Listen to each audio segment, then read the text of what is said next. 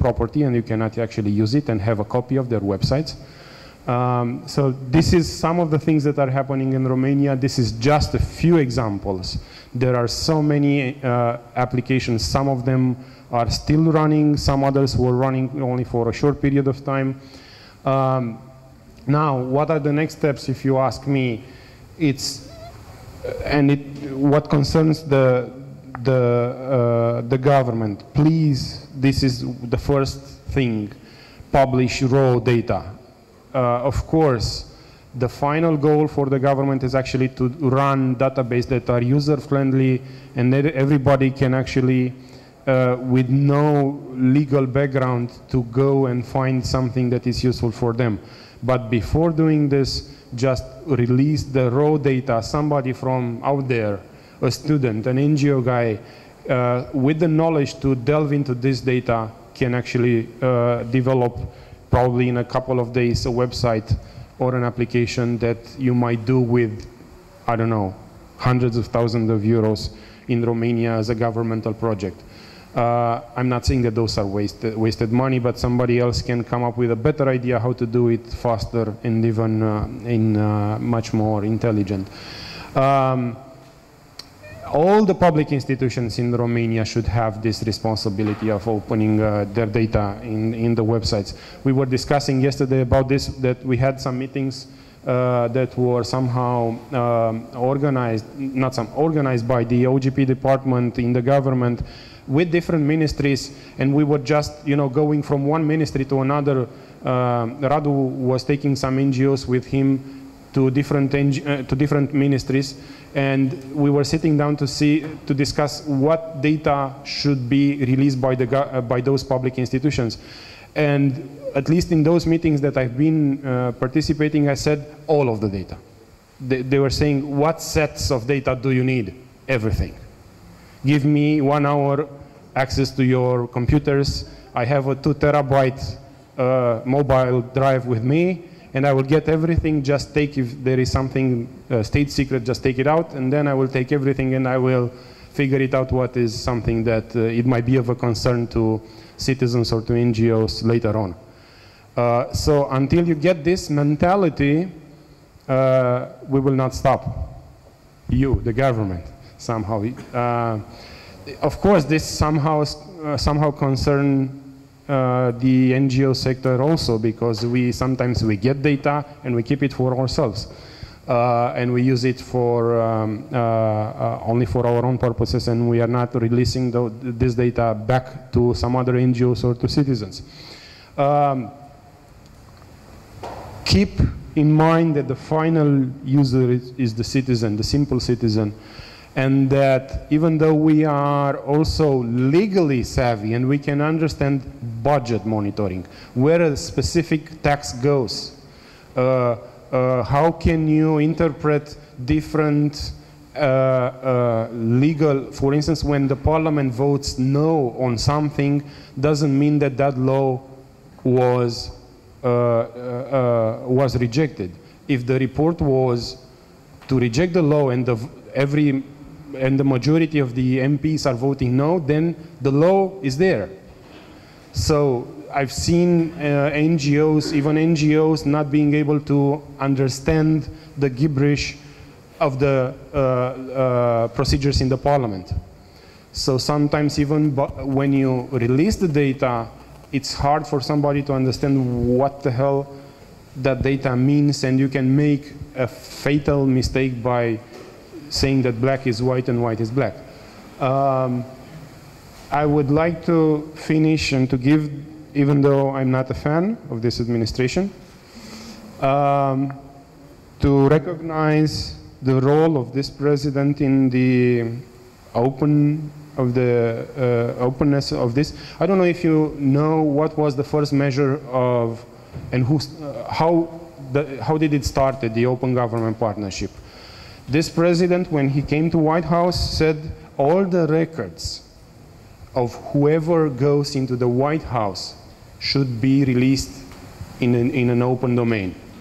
Everybody. It is funny because we had some Romanian politicians who went to the White House and they said they came back to Romania and they bragged about it, that they were there. But thanks to the recordings of entrance and when they left, we discovered that they were actually spending 15 minutes inside the White House, that they were also late because they were scheduled to arrive at a certain point at the entrance and they came 15 minutes later. They stayed 15 minutes and we knew exactly who they met and not who they pretended that they met. So this is just to show you something, and so this is how it started. And then again, technology is part of our lives, and we again, it's like trying to explain to somebody why not sending us fax and just send us emails or SMSs. Thank you very much. Next country, who wants? Georgia. Yes, Georgie. Georgie from Georgia. I think Elena will be. First of all, thank you very much for having us. And I think it's symbolic that we're in such an innovative space and we talk about innovative approaches to opening the data to our countries, to our citizens. Before our main presenter starts his presentation, I just wanted to tell you a few words about the research, small research that we carried out in the framework of this project that we're doing together with IPP. First of all, I want to say that compared to the 3 or 4 years before, our technologies, we have a boom of technologies and platforms of technical tools that help our citizens obtain open data. But the main concern, I think, that we have is not the lack of these tools, but the lack of interest from public and participation of public. And this might be a different kind of, we might have a different research on why where does this lack of interest come from? Is it a cultural thing, a mentality thing, or maybe we just lack funds, the NGOs and the government, to lobby and to teach the people about those tools and to talk with them about these things and make them interested. So I don't have an answer for that. Thank you very much, and Georgi will continue. Thank you very much. First, okay, thank you. First of all, I would like to express my gratitude to IPP, George Marshall Fund, and Plexi Trust for giving this opportunity, together with my colleagues from Georgia, to be able to present and share Georgian experience about public engagement and innovations and technologies to support this. I think we have something to speak about from the Georgian perspective, and we are really looking forward to discussing and further develop the discussion about the opportunities of public engagement, and especially open government partnership to give more opportunities to developing public participation, accountability, transparency, and innovations and technologies development. I think I'm not properly dressed for this environment. I should be doing like this or eating this like our former president or something like this, but actually I didn't expect entering this building, which really looked like my Tbilisi old Soviet buildings, and I found out myself in such a brilliant place, and I think it really suits the topic that we are discussing, developing technologies and innovations. Well, my presentation is more about the tools that civil society organizations have created, and I think I don't have enough time to go in details, and instead of just listing them, I'll give you brief information about organization. I think it's better to speak about what we have done, and for more details you can enter the website I will be giving in slides and just learn more, and maybe later I can just give you more information about them. So IDFI, Institute for Development of Freedom of Information, that I represent, I am the founder, co-founder with my friend and director of the organization since 2009. I have just 1 month period not to be the director. I was arrested for illegal bearing of arms, but then the court has released me and I was completely found not guilty. So this is how it's dealing with the government, especially working on freedom of information and transparency issues. So it happens. Not closer, okay. So it happened last year, but it's gone. And well, now we're developing freedom, but we are constantly working with the government. We are not only criticizing them, but also developing OGP, and I'm the co-chairman of the Open Government Partnership Forum, Georgia's national coordination mechanism, and we are developing a lot, not only in the framework of OGP, but generally we are working on multiple issues, starting from access to information, but also media development, technologies like digital switchover, public administration reform, agriculture, economy. So we're quite a diverse organization. Well, I wanted to show you just several websites that I'm really glad to present in front of you. And these are the websites that my partner organizations in Georgia have developed. This is the web portal about reporting on local problems. It's the local governments related portal, so multiple NGOs are involved in this project, but developed by the Civil Development Agency and NGO in Georgia. So in case you enter the website, unfortunately it's only in Georgian and it's quite well used by the local population to address various types of problems toward the government. This is the two websites prepared by the Netherlands Institute for Multi-Party Democracy, and I'm happy to show this to you, and saying that not only local Georgian organizations, but the branches of various international organizations are supporting Georgia to develop public engagement. So it's in English, and you will be able to check the details about this website. So here is Shen Martal, You Rule, I think it's in English, and my colleagues from CIPDD will be just giving more information about it, but I included this in my website, so I won't stop here for a long time. Election portal is quite an important one to support the legislative processes in Georgia, and here is the detailed information about parliamentarians or the legislative processes and how the election districts are working, and so on and so on. So this is organized by several organizations in Georgia. Part are the international branches and others are the local Georgian ones. Fix My Street, it's similar to international website, which is related to local problems, especially the local municipalities, and I'm just having this tool in here, but I'm still used to doing it from the computer, and you see this innovation and technologies didn't even reach me, and I'm talking about the other tools. So Fix My Street, it's done by Transparency International. It's quite well used. I myself has used it several times when I saw big holes on the road in front of my office. I'm taking camera, just taking photos, uploading on the website, and then expecting when the mayor's office is dealing with this issue.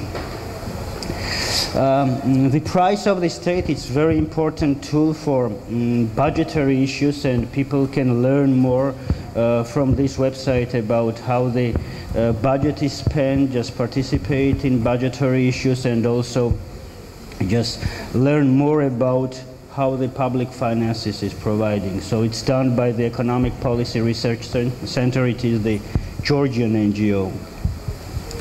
And I'm happy to present the website now that my organization has prepared. This is one of the first our projects starting in 2010, and here are my friends from Armenia who remember how we were starting all this. Like it was in 2009 when we established our organization, and seen that starting in 2010 with the support of the Open Society Foundations, who we are developing the project called Open Data G, and these are the website where we upload the information received from the public authorities. We are sending out thousands, nearly 10,000 letters annually to up to 300 government institutions, and we are analyzing this data, uploading, just doing in Georgian, English, and it's mainly concerns the problems or the issues related to administrative expenses, and lots of people are using this data, including Georgian society, including international organizations, to track the progress of access to information. I would like to say that when we started, according to IDFI's census, we had more than 50% our requests satisfied from the government institutions, and in 2013 we had 95. Then it's starting decreasing, and according to the latest publication that we have issued, it's came down to 84%, but still we have quite a good increase, and annually we are just awarding the best access to information practice in Georgia and the worst one. So it supports to develop the access to information in Georgia. So just beside the information from the government institutions, just raw data, we are also writing shorts, we are writing articles, we are writing just most interesting information to be available to public in the not only in the raw data, but also like analyzed, and we attract media and just population to be involved in this issue. Another project that we developed with the support of the Embassy of Netherlands in Georgia and the organization, Dutch organization, Free Press Unlimited, and our partners in Armenia and Azerbaijan. It's about access. It's about freedom to internet. This is the website where you can upload any problems related to censorship or any hacking system or whatever might happen with you related to internet. So it's international now. It's not only regional and covering Georgia, Armenia, or Azerbaijan. There is the special tools that you can use to identify the problem, and here you can see just several of them, and it's already available. Also, we have done several projects related to public participation. We have published guidebooks on electronic participation, and now we are using lots of this to develop electronic communication in Georgia and advocate for development of new tools to involve citizens in decision-making processes. Pardon. And here comes the OGP, which is the very favorite topic personally for me, and I think this is what unites all of us here.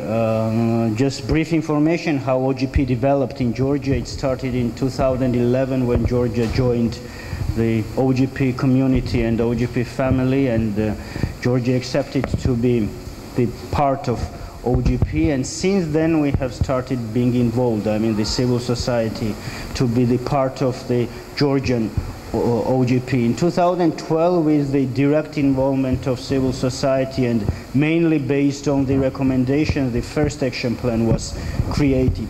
In 2013, Georgia presented the bright spot at OGP annual meeting in London, and I had this honor and pleasure to present on behalf of Georgia one of the very important changes in Georgian legislation related to proactive disclosure of public information. In 2014, Georgia published the second action plan, and we had the first action plan report published as well, and in 2014 Georgia became the member of the steering committee of OGP, which was a very serious recognition of the success that we have achieved in the framework of OGP. And in June 2015, Europe regional meeting of government point of contacts was organized in Georgia, and we hope that our success in OGP will be developing. I would like to say that Georgia was also nominated as the co-chair of OGP steering committee, but in this battle we were not that successful, and France took the co-chairmanship of OGP, but we hope that we will have another chance next year to be the co-chair of OGP. Like Romania, that I personally very much support to become the steering committee member. What is the most important in OGP, and which was recognized as one of the very inspirational and best practices of public engagement in OGP, should say the Open Government Georgia's Forum, which I am the co-chair together with the Ministry of Justice, which coordinates the OGP processes, and my friend Ketevan will be talking more about from the government side how OGP is developing. So in this forum we are discussing all details related to OGP, including drafting the action plan, just organizing the process of public engagement, and also how to track the implementation process of OGP. So I think it's quite successful. There are multiple organizations, including multilaterals and local NGOs, who are supporting, oversighting the process, and also are involved in all types of issues related to OGP. And the next stage of OGP is involving Parliament of Georgia. Here you can see the chairman of the Parliament is on the right side, not on the left one, and UNDP, who is supporting the process of Parliament involvement in OGP. And as the achievement, I would say that in 2015 the interfaction group was created from all parliamentary factions in Georgia, Georgian Parliament, and we are developing the action plan right now. The working group was also created, who is supporting the Parliament to develop OGP action plan, and it includes various non-government organizations and international organizations, foundations who are supporting us in these processes.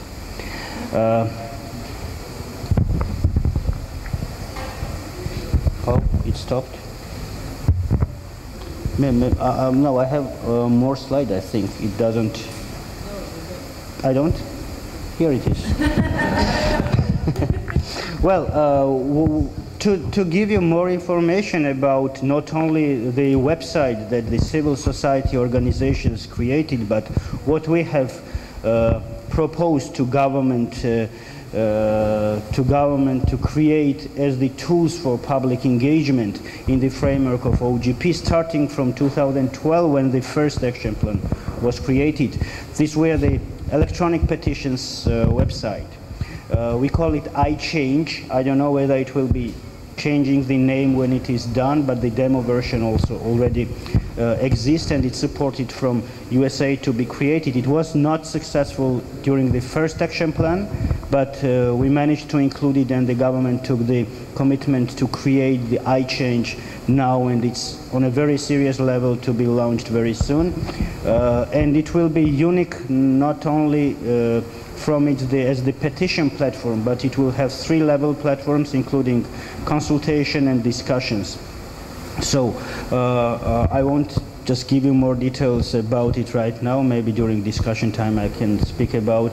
But also the open data website, and I would say web portal of the government, which include all government data in one space. And you know it pretty well, and Romania has created one, and France and many others, and I think United States were the first to include it in the first action plan of the US, and the Brits have already done the same, and many other countries. So Georgia will be doing it as well.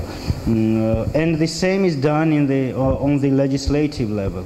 We have 16 commitments on our Parliament action plan, which will be discussed later in July and approved. And in September, we will be hosting the Legislative Openness Working Group global meeting in Georgia and present our action plan of the Parliament. So we are also considering some innovative parts in this action plan, including the petitions to the Parliament and so on.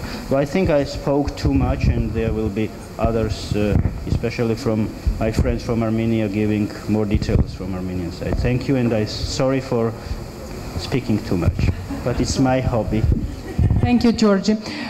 Talking about transparency and innovative tools to increase transparency and access to information at the level of the Parliament, may I remind you that during the lunch break, we will divide in groups, and one group will be about the Parliament. It's actually it's one of the small rooms. My colleague Raluca asked me to remind you of this format of discussion after the lunch. So the one such group will remain in the main area, which is the group about what that we called Open City. There is a room right behind me of those interested in justice and open society, another one on open budgets there, and the Parliament will be over there. I'm sorry? We have put together the justice and the open society in one group in the end. So we'll have the Armenian presentation, after which we will take some questions, if any. My suggestion is that after the Armenian presentation, for respecting the smokers' rights and not only, we'll have a 15 minutes of break. Then we'll get together in the same format for a 45 discussion on OGP, lunch, and the group's discussions as mentioned. So we're listening to our colleague from